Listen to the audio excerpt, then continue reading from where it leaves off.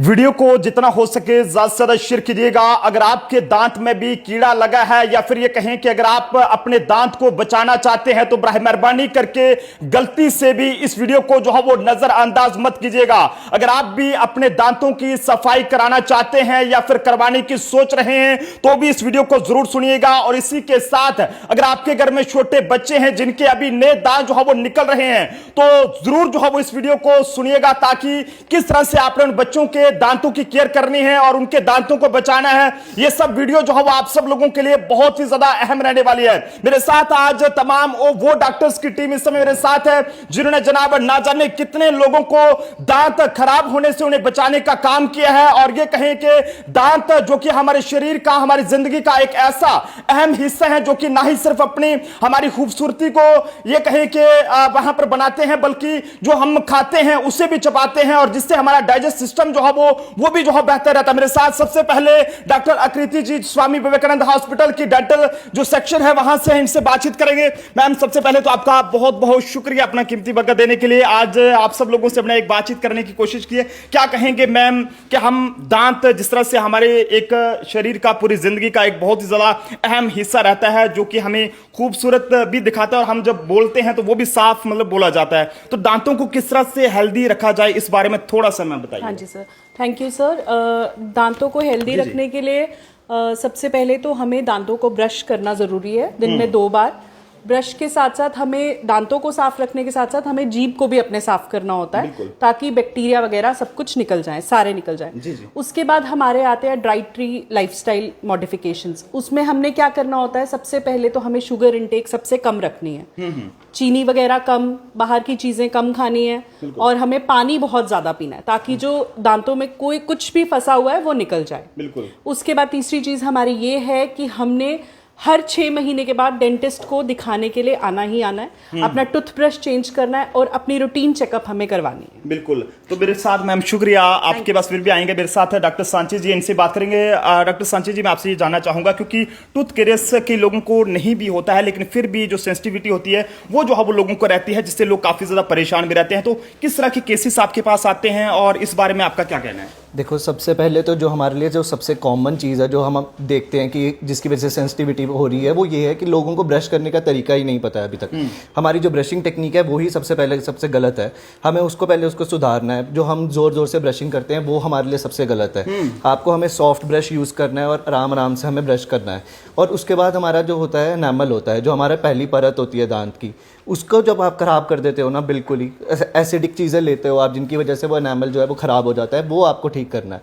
और हमारा उसके बाद दूसरी लेयर आ जाती है जिसको हम डेंटिन कहते हैं, वो भी खराब हो जाती है। यहाँ हमारे मसूड़े अगर नीचे चले जाते हैं उसकी वजह से सेंसिटिविटी होने के चांसेस बहुत ज़्यादा है। तो दिन में जो ब्रश हमें कितनी बार करना चाहिए? कुछ लोग 2 बार करते हैं, कुछ लोग 3 बार करते हैं। वो सोचते हैं कि इससे हमारे दांत मजबूत रहेंगे और ये सेंसिटिविटी वगैरह है ये सब नहीं होगा। देखो, 2 बार ब्रश करना तो हमारे लिए ज़रूरी है। हमें सुबह भी उठकर ब्रश करना है और रात को सोने से पहले भी ब्रश करना है ताकि हमारा सारा साफ सफाई रहे, जिसकी वजह से हमारे दांत बिल्कुल क्लीन रहे और जिसकी वजह से हमारे दांत बिल्कुल स्ट्रांग रहे। तो ये हमारे लिए सबसे इंपॉर्टेंट है। बिल्कुल। दांतों को कीड़ा लगने के हवाले से बात करें तो आजकल हर किसी के दांत में कीड़ा लगा हुआ है। हैरानगी की बात यह भी है कि आजकल छोटी छोटी कम उम्र के बच्चों के दांतों में भी कीड़ा लग रहा है। मेरे साथ डॉक्टर स्वाति जी, इनसे बात करेंगे। मैम, दांतों को कीड़ा लग जाए तो उससे किस तरह का आप यहाँ पर ट्रीटमेंट देते हैं कि जिससे वो कीड़े को जो है वो खत्म किया जाए और दांतों को बचाया जा सके? सबसे पहले हमें जो डेंटल चेकअप होता है उस पर ध्यान देना चाहिए।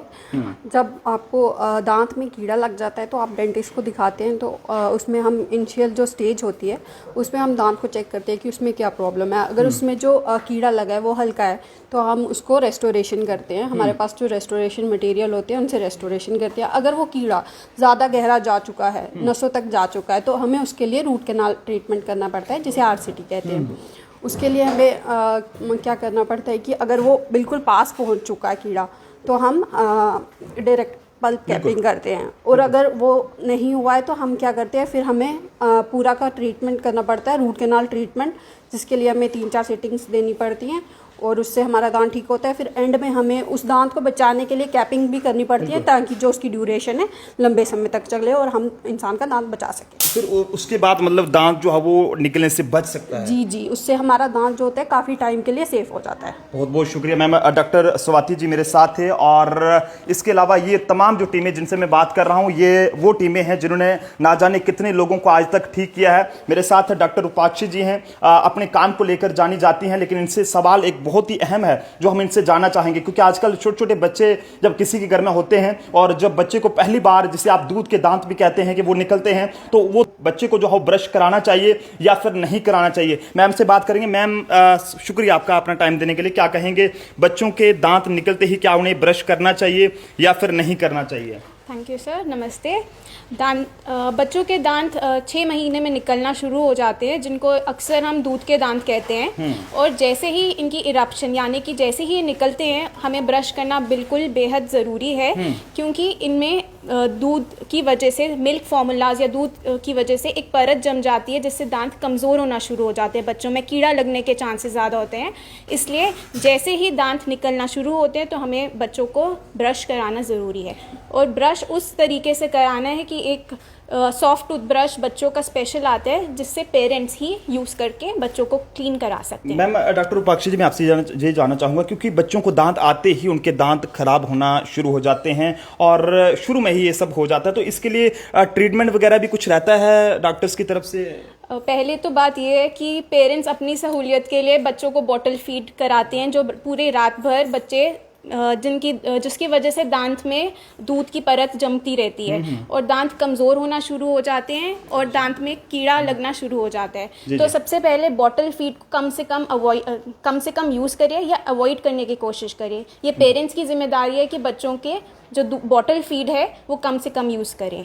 बिल्कुल, डॉक्टर्स को इसलिए भगवान का दूसरा रूप कहा जाता है। मेरे साथ डॉक्टर अपर्णा जी भी हैं, इनसे बात करेंगे। मैम, कई लोगों के हम बात करें तो उनको टूथ कैरियस जो है वो नहीं भी होता है, लेकिन फिर भी उनके दांत जो है वो हिलना शुरू हो जाते हैं, और ऐसी वजह क्या रहती है कि अगर किसी के दांत में टूथ कैरियस भी नहीं है लेकिन फिर भी दांत खिलते हैं, दर्द रहता है, ऐसा क्यों रहता है, थोड़ा सा बताएंगे आप? मेन रीज़न जो होता है दांत के अंदर नहीं होता है, वो उनके गम्स में होता है, उनके सपोर्टिंग स्ट्रक्चर्स में होता है। मेन रीज़न जो होता है, सबसे इंपॉर्टेंट पॉइंट होता है कि गम और पैरोडोंटल डिजीजेस होते हैं। जब जो पेशेंट्स होते हैं वो स्केलिंग नहीं करवाते हैं, वो कहते हैं कि दांत हिलने लग जाते हैं। उनको एक्चुअली उनको लगता है कि हाँ ये एक मिथ है उनके लिए कि हाँ दांत हिलेंगे हम सफाई कराएंगे, तो मतलब मेन ये है कि अगर वो सफाई नहीं कराएंगे तो उनको क्या होएगा कि गम्स में इन्फेक्शन होएगी, ब्लीडिंग होती है और बोन लॉस होता है, उसके बाद दांत हिलने लग जाते हैं। तो इसलिए उनको सफाई करानी चाहिए हमेशा 6 मंथ के बाद।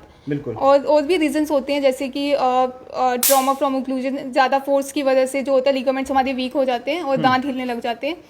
और रीजंस होते हैं लाइक ब्रक्सिज्म हो गया, जैसे कि पेशेंट्स होते हैं जिनको ज़्यादा स्ट्रेस होता है, वो रात को दांत जो होते हैं घिसते हैं उनके। तो मतलब कांस्टेंट प्रेशर जब दांतों में लगता है उसकी वजह से दांत हिलते हैं। तो और भी रीजंस होते हैं, मतलब मेन रीजन जो होता है वो यही होता है कि पेशेंट्स को सफाई करानी चाहिए। बिल्कुल, डॉक्टर अपर्णा जी मेरे साथ थे जिन्होंने बताया है कि अगर ऐसे भी कई बार केस सामने आते हैं जिसमें किसी को टूथ कैरियस नहीं भी होता है लेकिन फिर भी उनके दांत खिलते हैं। मेरे साथ अब इस समय डॉक्टर शीतल जी हैं, इनसे हम ये जानेंगे कि आखिरकार जो अक्ल दाढ़ हमारी रहती है कई लोगों की, वो डॉक्टर्स कहते हैं कि ये निकालना पड़ेगी, लेकिन इसमें क्या कुछ रहता है? क्या हमेशा जो है वो ये अक्ल दाढ़ निकालनी ही चाहिए या फिर इसे जो है वो बचाया भी जा सकता है? क्योंकि हमारा एक एक दांत जो है वो हमारे लिए बहुत ही ज़्यादा कीमती है। और मैम, शुक्रिया आपका। क्या कहेंगे, ये जो हमारी अक्ल दाढ़ रहती है जिसे हम विजडम टूथ भी कहते हैं, तो ज़्यादातर लोग इसे निकाल देते हैं या डॉक्टर्स भी इसे निकालने की सलाह देते हैं, तो क्या इसे बचाया भी जा सकता है?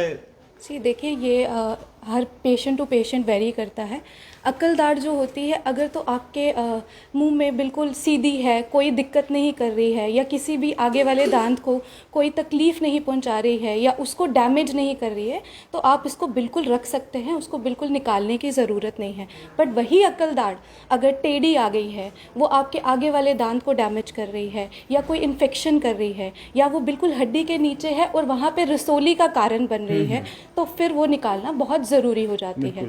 बाकी आपकी प्रोफेशन पोजीशन पे भी बड़ा डिपेंड करता है। जैसे कुछ एथलीट्स होते हैं, बॉक्सर्स होते हैं, जिनको जबड़े पे चोट लगने के बड़े चांसेस होते हैं, तो उनको अक्ल दाढ़ पहले ही निकाल लेनी चाहिए, ताकि जो बोन है, उनका जो स्ट्रक्चर है वो बिल्कुल सेफ रहे, बोन वीक ना हो अक्ल दाढ़ की वजह से। तो ये कुछ रीजंस होते हैं जहाँ पे आपको अक्ल दाढ़ को निकालना होता है। और अगर आपका बिल्कुल दांत ठीक है, सपोर्ट कर रहा है, तो आगे जाके वो आपको काम भी दे सकता है। जब आपके दांत निकल जाते हैं तो वो एक सपोर्टिंग स्ट्रक्चर का काम भी कर सकता है, अगर अक्ल दाढ़ बिल्कुल ठीक है और कोई तकलीफ नहीं दे रही। बहुत ही ज्यादा अहम जानकारी इनके द्वारा अक्ल दाढ़ को लेकर दी गई है कि क्या ये निकालनी चाहिए या फिर नहीं।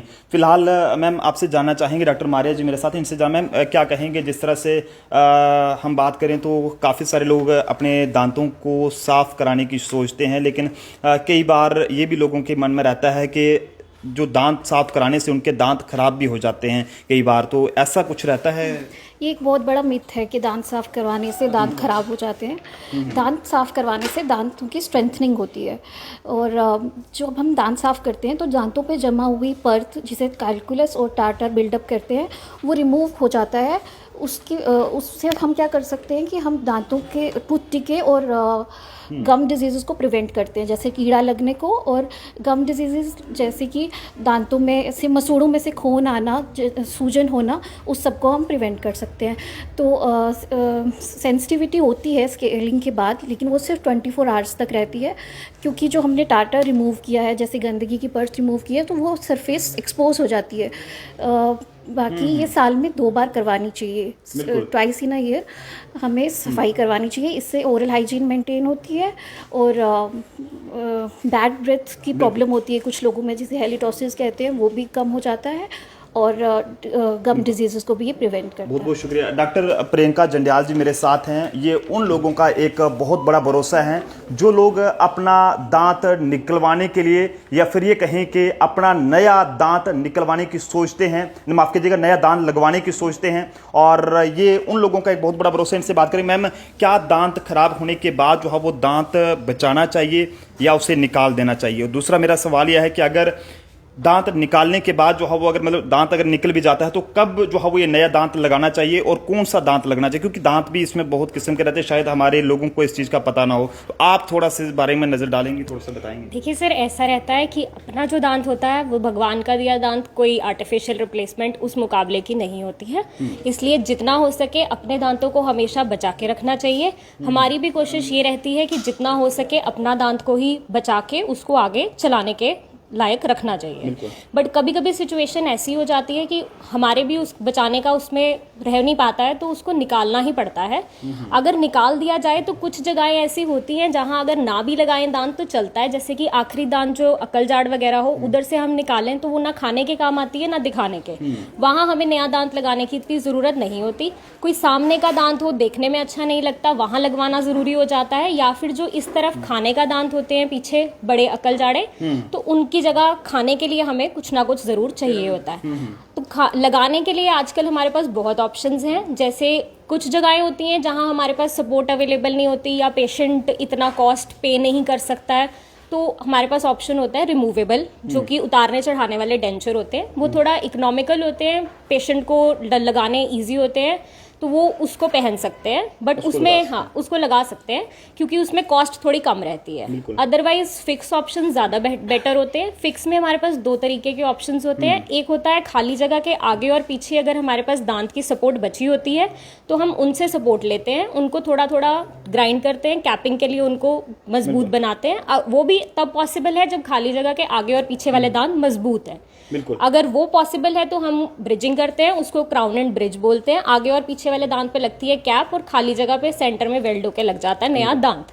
ये होता है एक ऑप्शन। उसके बाद दूसरा जो ऑप्शन होता है हमारे पास फिक्स में, वो होता है इम्प्लांट, जो आजकल सबसे एडवांस फॉर्मूला चल रहा है। वो डिपेंड करता है कि आपकी हड्डी कितनी मजबूत है, हड्डी कितना सहारा दे सकती है। क्योंकि इम्प्लांट जो है वो फिक्स होता है नीचे हड्डी के बीच में, वो हम उधर फिक्स करके कम से कम 2 से 3 महीने तक छोड़ देते हैं। फिर उसके बाद उसके ऊपर एक सिंगल दांत नया लग जाता है। आजकल तो बहुत एडवांसेस आ चुके हैं। आजकल तो with in 72 hours, immediate replacements, सब कुछ पॉसिबल है। बट सब चीज़ें डिपेंड करती हैं पेशेंट की हेल्थ पे कि वो किस तरह के ट्रीटमेंट के लिए बेस्ट एलिजिबल है। मेरे साथ इस समय इस हॉस्पिटल के डेंटल सेक्शन के जो हेड हैं डॉक्टर रोहिन गुप्ता जी, अपने काम को लेकर जाने जाते हैं। उन लोगों का बहुत बड़ा भरोसा है जो लोग यहाँ पर मुसीबत में आते हैं लेकिन यहाँ से इनके हाथों से ठीक होकर जाते हैं। सर बहुत बहुत शुक्रिया अपना कीमती वक्त देने के लिए। क्या कहेंगे सर आज, क्योंकि दांत की बीमारी हर किसी को है, और थोड़ा सा सर मैसेज कुछ देंगे?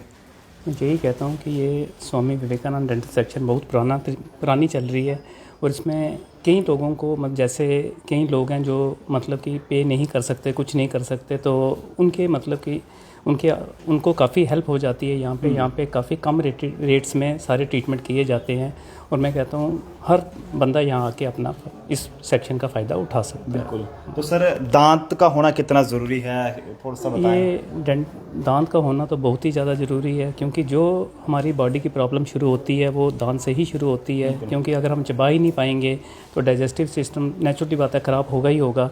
जैसे बच्चे हैं, बच्चों के पेरेंट्स पीडियाट्रिक्स के पास भागते हैं कि देखो जी बच्चा खाना नहीं खा पा रहा या कुछ है। उनको ये नहीं पता होता कि दांत उनके ख़राब हुए हैं और वो उनको खाना नहीं खाने दे रहे। इस वजह से अगर सही वक्त पे सही ट्रीटमेंट मिल जाए तो दांत अच्छे हो सकते हैं और पूरी बॉडी हमारी अच्छी रह सकती है। बहुत बहुत शुक्रिया सर हमारे साथ बातचीत करने के लिए और अपना कीमती वक्त देने के लिए।